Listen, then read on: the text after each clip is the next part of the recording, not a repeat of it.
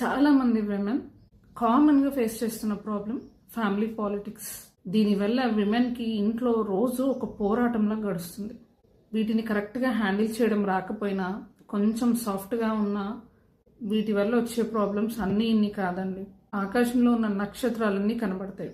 గుసగుసలు, ఒకరి మీద ఒకరికి చెప్పడం, మాట్లాడిన మాటల్ని మార్చి తప్పుగా చెప్పడం, ఎదుటి వ్యక్తిని తప్పుగా ప్రూవ్ చేయాలని వాళ్ళను మిగిలిన వాళ్ళందరినీ వాళ్ళ మాట నెగ్గించుకోవడానికి ఏదో ఒక ఆశ చూపించి వాళ్ళ వైపు తిప్పుకోవడం, చేసే ప్రతి పనిని తప్పు పట్టడం.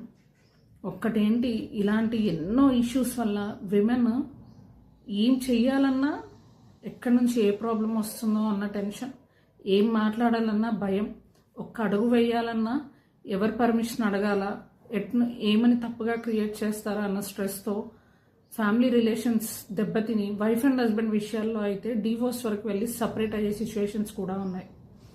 మరి ఈ పాలిటిక్స్ ప్లే చేసే వాళ్ళు ఎందుకు ఇలా చేస్తారు? వాళ్ళలో ఇన్సెక్యూరిటీ వల్ల తమ మాటే నెగ్గించుకోవాలి, తమే గ్రేట్ అని ప్రూవ్ చేసుకోవడానికి, వాళ్ళే కరెక్ట్ అని, అందరిలోకెల్లా వాళ్ళే బాగుండాలని జలసీతో, వాళ్ళ మనసులో ఉన్న అసంతృప్తితో ఇలాంటి పాలిటిక్స్ ప్లే చేస్తారు. వాళ్ళు పెద్దవాళ్ళైనా చిన్నవాళ్ళైనా వాళ్ళ విషయాలకు వచ్చేపాటికి వాళ్ళు ఇలాంటివి ఏవి పట్టించుకోరు. బట్ మిగిలిన ఫ్యామిలీ మెంబర్స్ విషయాల్లో ఇలాంటి చాలా పాలిటిక్స్ ప్లే చేస్తూ ఉంటారు. ఇలాంటి వాళ్ళకి మీరు భయపడి ఓవర్ ఎక్స్ప్లెనేషన్ ఇస్తూ అన్నిటికీ వాళ్ళ పర్మిషన్స్ అడిగి బౌండరీస్ సెట్ చేయకుండా మీకు మీరే ఎమోషనల్గా మెంటల్గా సఫర్ అవుతూ ఉండాల్సిన అవసరం అస్సలు లేదు. మీరు మీ నిర్ణయాలను, మీ మాటలను చాలా క్లియర్గా చెప్పండి. ఎవరికోసమో వాటిని మార్చుకోకండి. మీకేం కావాలో భయపడకుండా క్లియర్గా చెప్పండి. బౌండరీస్ సెట్ చేయండి. ప్రతి మాటకి, ప్రతి విషయానికి సమాధానం ఇవ్వాల్సిన అవసరం లేదు.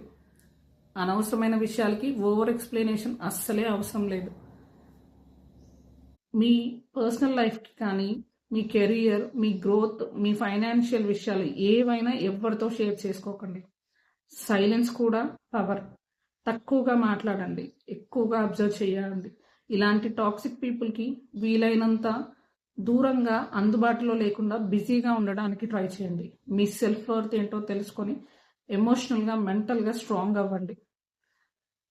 మిమ్మల్ని మీరు స్ట్రాంగ్ చేసుకొని బౌండరీస్ సెట్ చేస్తూ మీరు మనశ్శాంతిగా ఉంటూ మీ ఫ్యామిలీని, మీ హస్బెండ్, మీ పిల్లల్ని పీస్ఫుల్గా ఉండేటట్టు, మీ లైఫ్ని హ్యాపీగా లీడ్ చేసుకునేటట్టు కావాల్సిన జాగ్రత్తలు తీసుకోండి. Thank you. Mamata Mallam, emotional strength coach for women. Contact me or DM for guidance and support. Like, share, subscribe and follow for more updates.